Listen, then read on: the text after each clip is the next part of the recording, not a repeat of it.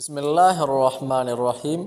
آغاز اس ذات کے نام سے جو وحدہ لا شریک ہے، بے نیاز ہے، احد ہے، صمد ہے، مالک الملک ہے، تمام صفات کے لائق ہے اور تمام تعریف اس اللہ کے لیے ہے۔ اور جناب نبی کریم صلی اللہ علیہ وسلم اللہ رب الجلال کا آخری رسول ہے۔ محترم ناظرین، نماز ظہر کی 4 سنتوں کے بعد جو بندہ قرآن کی یہ سورت پڑھتا ہے تو جو چیز اللہ رب العزت سے مانگتا ہے اللہ خوشی سے دیتا ہے۔ فرمان مصطفیٰ صلی اللہ علیہ وسلم ہے، جو نماز ظہر کی پہلی 4 سنت ادا کرتا ہے، یعنی جو نماز ظہر اہتمام کے ساتھ ادا کرتا ہے، اللہ پاک اس پر جہنم کی آگ حرام فرما دیتا ہے۔ فرمان مصطفیٰ صلی اللہ علیہ وسلم ہے، جو نماز ظہر کی سنت ادا کرتا ہے، اللہ پاک اس پر جنت کے دروازے کھول دیتا ہے۔ فرمان مصطفیٰ صلی اللہ علیہ وسلم ہے، نماز ظہر ادا کرنا یعنی اس کی پہلی 4 رکعتیں ادا کرنا سحری کے وقت نوافل پڑھنے کے برابر ہے، یعنی تہجد پڑھنے کے برابر ہے۔ فرمان مصطفیٰ صلی اللہ علیہ وسلم ہے، نماز ظہر کے وقت نیک اعمال اللہ پاک کے بارگاہ میں پیش کیے جاتے ہیں۔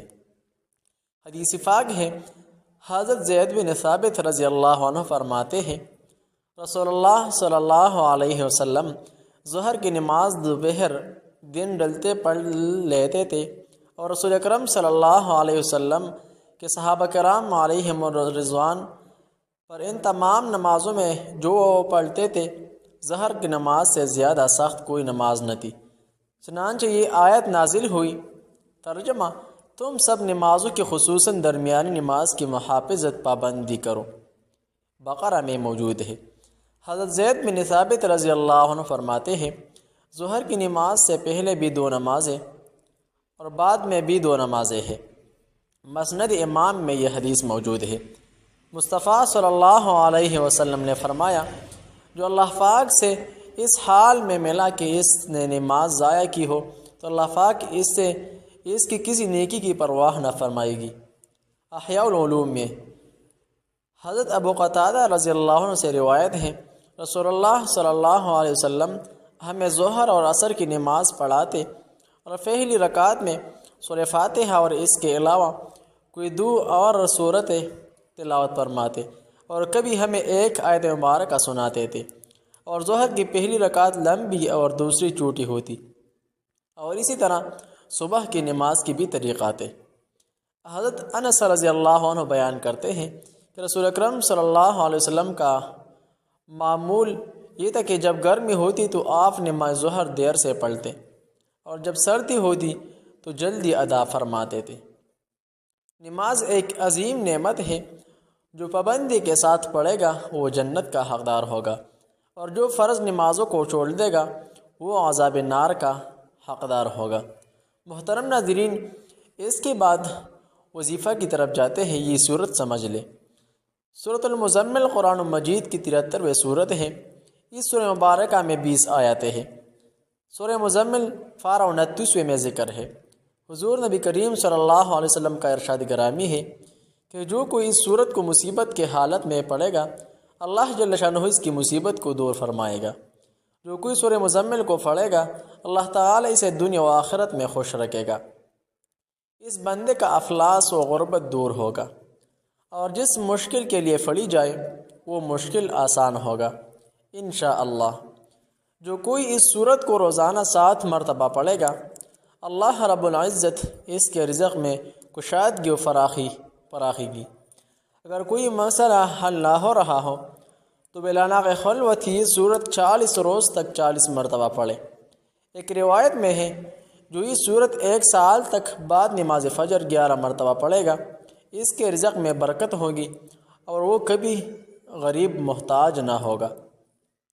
یہ سورت روزانہ پڑھنے والے کی اللہ تعالی دینی و دنیائی مشکلات، آنے والے خطرات و حادثات کو دور فرمائے گا۔ اگر سورہ مزمل پڑھ کر حاکم کے سامنے پیش ہونا ہو تو حاکم مہربان ہوگا۔ روزانہ 11 مرتبہ بعد نماز ظہر باقاعدگی سے سورہ مزمل پڑھنا پراد دین و دنیاوی کے لیے مجرف ترین ہے۔ محترم ناظرین، ترجمہ کے ساتھ سورہ مزمل سن لے۔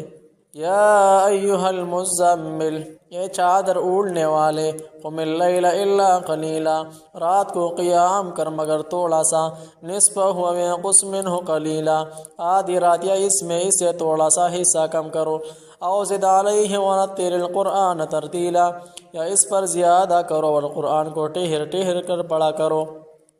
انا سنلقی علیک قولا ثقیلا، ہم عنقریب آپ پر ایک باری بات کا بوجھ ڈالنے والے ہیں۔ ان ناشئۃ اللیل ہی اشد وطئا واقوم قیلا، بے شک رات کا اٹھنا نفس کو خوب زیر کرتا ہے اور بات بھی صحیح نکلتی ہے۔ ان لک فی النہار سبحا طویلا، بے شک دن میں آپ کے لیے بڑا کام ہے۔ وذکر اسم ربک وتبتل الیہ تبتیلا، اور اپنے رب کا نام لیا کر اور سب سے الگ کر اس کی طرف آ جاؤ۔ رب المشرق والمغرب لا الہ الا هو فاتخذہ وکیلا، وہ مشرق اور مغرب کا مالک ہے، اس کے سوا کوئی معبود نہیں، پس اس کو کارساز بنا لو۔ دوسری آیت کا ترجمہ ہے اور کافروں کی باتوں پر صبر کرو اور انہیں عمدگی سے چھوڑ دو۔ تیسری آیت کا ترجمہ ہے اور مجھے اور جھٹلانے والے دولت مندوں کو چھوڑ دو اور انہیں تھوڑی سی مدت اور مہلت دو۔ ان لدینا انکالا وجحیما، بے شک ہمارے پاس بیڑیا اور جہنم ہے، وطعاما ذا غصۃ وعذابا الیما، اور گلے میں اٹکنے والا کانا اور دردناک عذاب ہے۔ اس کے بعد آیات کا ترجمہ ہے جس دن میں زمین اور پہاڑ لرزیں گے اور پہاڑ لریز ہو جائیں گے۔ تیسری آیت کا ترجمہ ہے ہم نے تمہاری طرف تم پر گواہی دینے والا ایک رسول بھیجا ہے کہ جس طرح فرعون کی طرف ایک رسول بھیجا تھا۔ آیت نمبر 16 کا ترجمہ، پھر فرعون نے اس رسول کی نافرمانی کی تو ہم نے اسے سخت پکڑ سے پکڑ لیا۔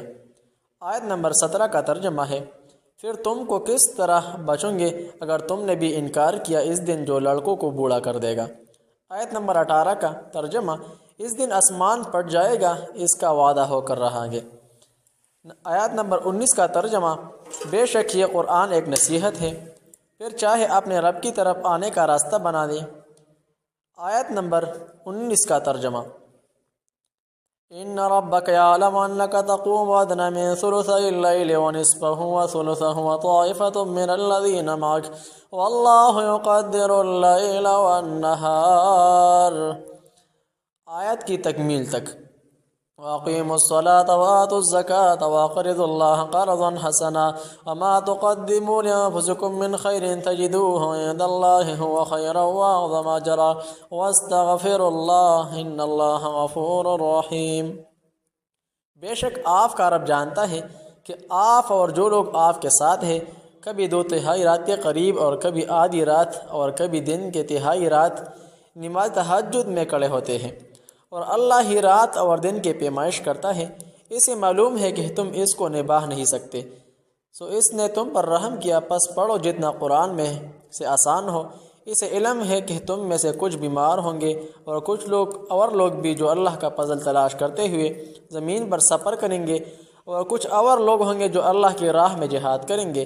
پس پڑھو جو اس میں سے آسان ہو اور نماز قائم کرو اور زکوٰۃ دو اور اللہ کو اچھی طرح اخلاص سے قرض دو، اور جو کچھ نیکی آگے بھیجوں گے اپنے واسطے تو اس کو اللہ کے ہاں بہتر اور بڑے اجر کی چیز پاؤں گے، اور اللہ سب سے بخشش مانگو، بے شک اللہ بخشش کرنے والا ہے۔